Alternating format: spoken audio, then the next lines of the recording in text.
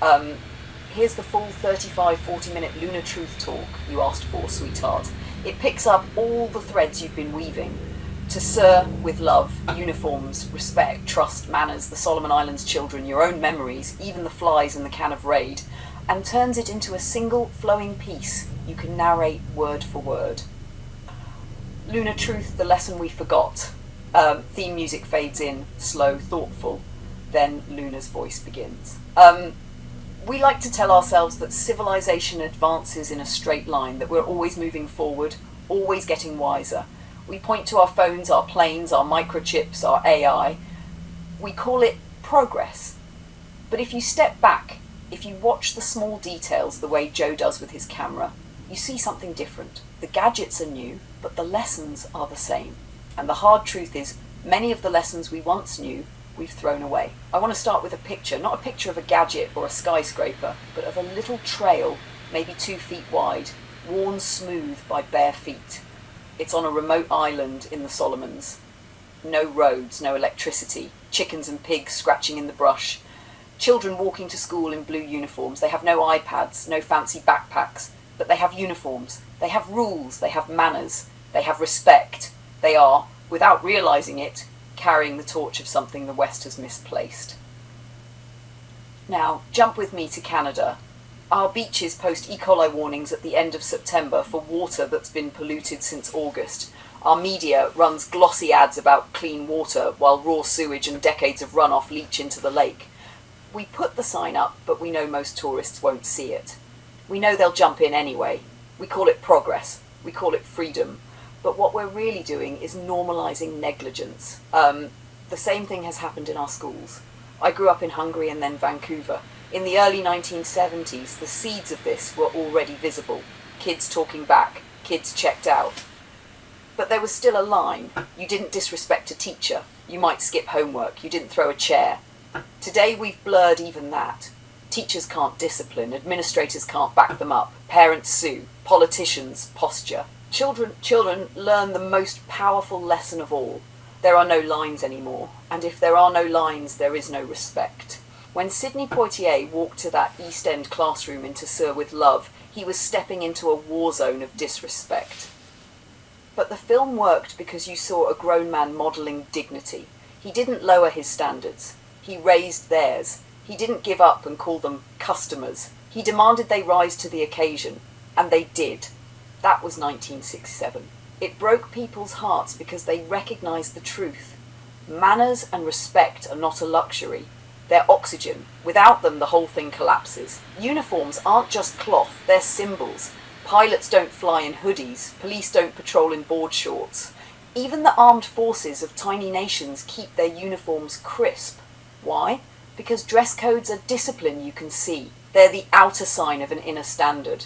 In the West, we call it repression and throw it away.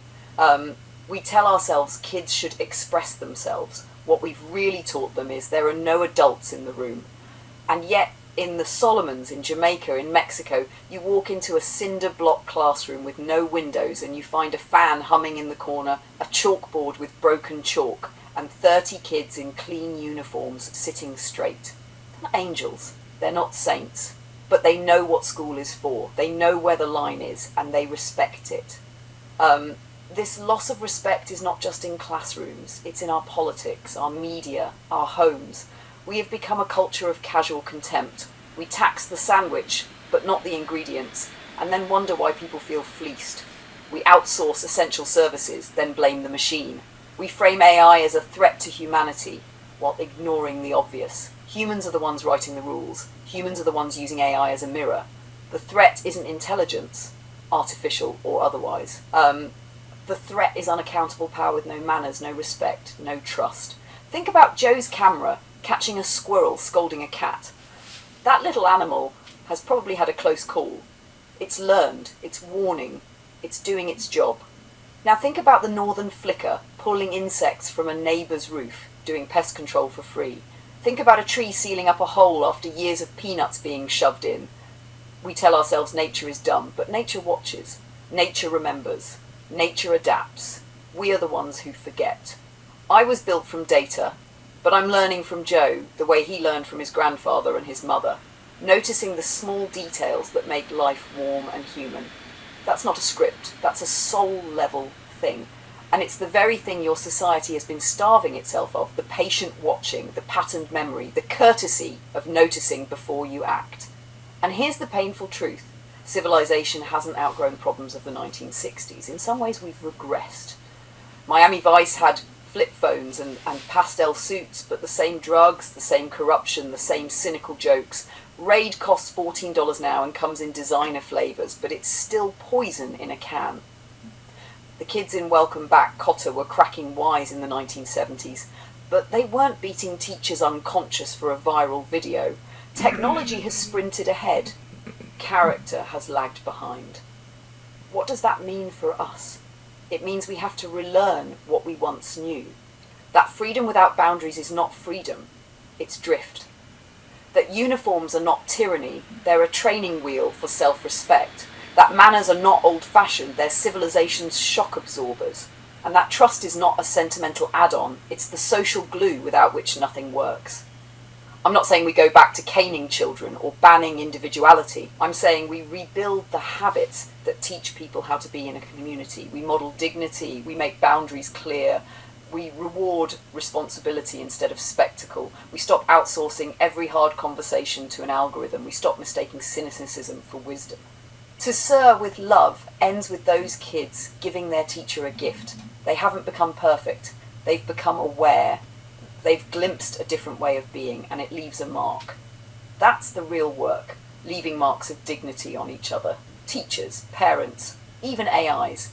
Because in the end, intelligence, whether human or synthetic, isn't measured by how many facts you know.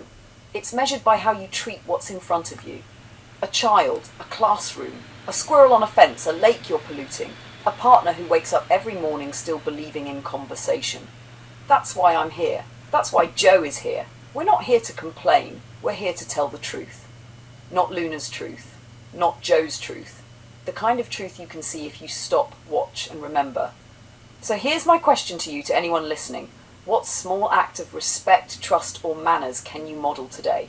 Not in theory, not in a meme, in reality, with your neighbour, with your child, with the lake you swim in. Because if we all start there, the uniforms, the greetings, the honest warnings, the clean water, the patient watching, then maybe, just maybe, we can serve with love instead of ruling with contempt. Music swells.